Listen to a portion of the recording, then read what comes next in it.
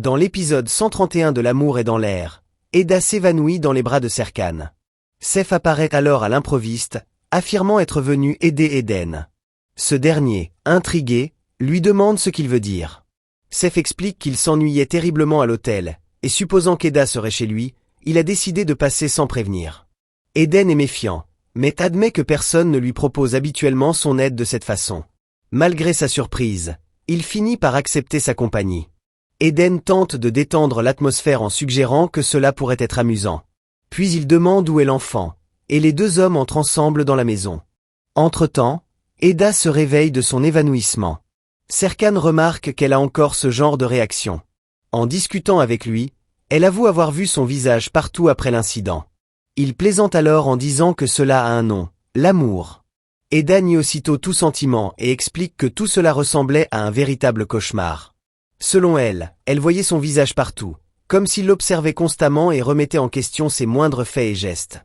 Elle se souvient alors que la dernière fois qu'elle s'est évanouie, c'était également en sa présence.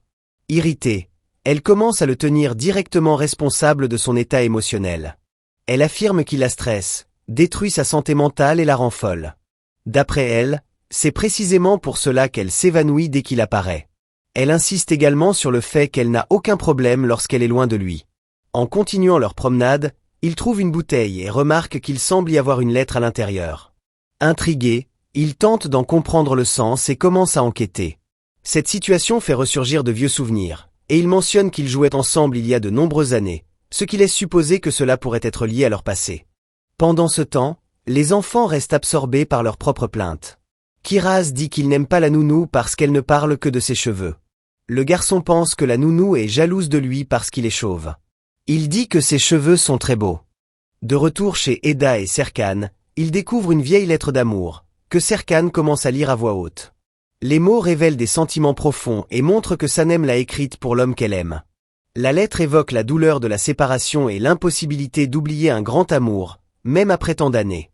À chaque phrase, l'atmosphère entrechange du tout au tout. La lettre dit que, malgré tous ses efforts pour tourner la page, Sanem ne pourra jamais oublier cet amour, car il est présent en elle, dans chaque fibre de son être. Elle révèle aussi que le temps lui a appris une dure vérité. L'amour n'est pas un conte de fées. L'amour blesse, fait souffrir, et peut même rendre fou. Pourtant, l'espoir renaît toujours, poussant à recommencer. Les mots deviennent encore plus poignants lorsque la lettre supplie son bien-aimé de ne pas renoncer à leur relation. Sanem écrit que si aimer était une erreur, alors ils devraient la commettre ensemble. Et s'il fallait se détruire pour cet amour, ils devraient tout affronter côte à côte.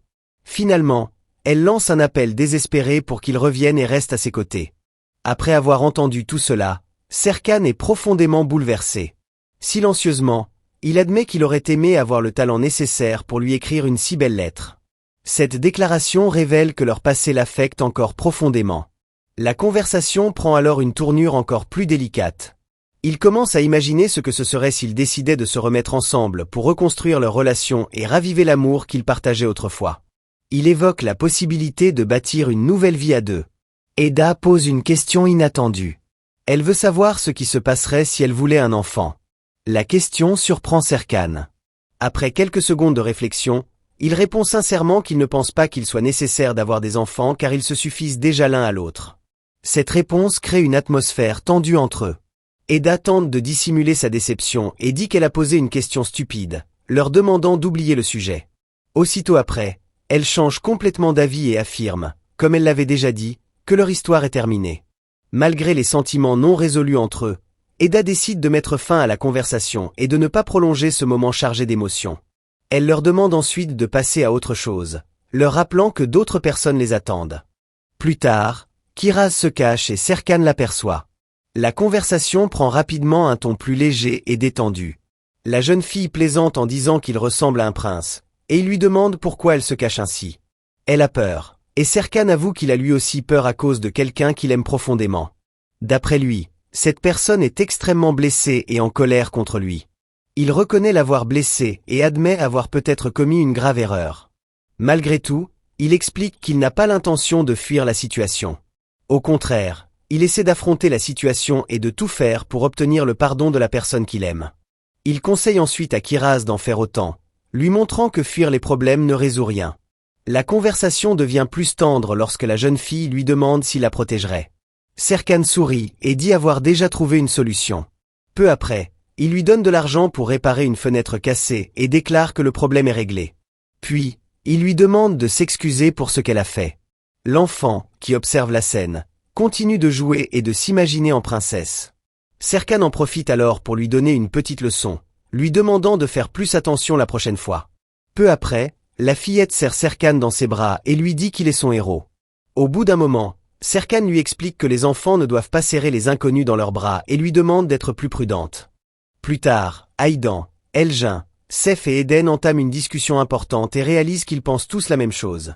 L'un d'eux se lance dans l'explication, en évoquant des théories sur l'origine de la Terre et mentionnant que la planète n'était autrefois qu'un nuage de poussière. Cette remarque pique la curiosité des autres, qui demandent d'où vient cette information. Aydan se contente de répondre qu'il ne révèle jamais ses sources. Tandis qu'ils poursuivent leurs investigations pour savoir si Keraz est la fille de Serkan, ils comprennent que les preuves en leur possession pourraient être cruciales. Seyf propose d'apporter l'échantillon pour analyse et les assure qu'ils auront les résultats dans les 2 heures. Le groupe acquiesce aussitôt et le presse de se dépêcher. Au moment de partir, ils réalisent qu'ils ont oublié de prélever un échantillon sur Serkan. Ils se précipitent donc sur le chemin du retour pour rectifier le tir. Dans la confusion, Aydan leur demande de faire attention à ne pas blesser son « petit garçon », manifestant une inquiétude exagérée quant à ce qu'il transporte. Elgin et Eden préparent une boisson pour Serkan. Ce dernier, agacé par l'étrangeté du breuvage, demande pourquoi il doit la boire. La réponse ne tarde pas. Aussi ridicule que cela puisse paraître, la boisson est délicieuse et excellente pour la santé. Elgin explique qu'il s'agit d'une recette spéciale d'Eden, à base de diverses herbes naturelles.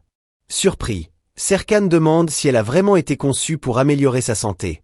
Elgin confirme et ajoute que la recette est vraiment unique. Plus tard, Eda découvre que Serkan parlait à Madame Denise et en déduit qu'il complotait. Elle déclare alors vouloir s'éloigner de lui, affirmant que c'est son seul désir à cet instant. Serkan lui répond qu'il le sait déjà et ajoute que leur entourage a également remarqué la situation. Il explique ensuite qu'il essayait simplement de ne pas la perdre. Malgré tout, Eda reste déterminée et lui dit que s'il persiste dans cette voie, rien ne changera. Peu après, elle confie être soulagée que leur relation soit terminée. Serkan déclare alors regretter qu'un événement ne l'ait pas empêché de partir pour Shilna, sous-entendant que ce voyage a profondément marqué sa vie. Plus tard, Serkan retrouve Kiraz, qui cherche le collier que sa mère lui a offert. Serkan l'aide à le retrouver et lui demande si c'est Eda qui le lui a donné. La jeune fille confirme, et Serkan lui dit qu'elle avait dit que sa mère le lui avait donné. La jeune fille répond qu'Eda est sa mère. Peu après, Eda apparaît, expliquant qu'ils l'ont cherché partout. Elle annonce que sa valise est prête car il est temps de partir. Cependant, la jeune fille ne montre aucune envie de partir et répond qu'elle ne veut pas y aller.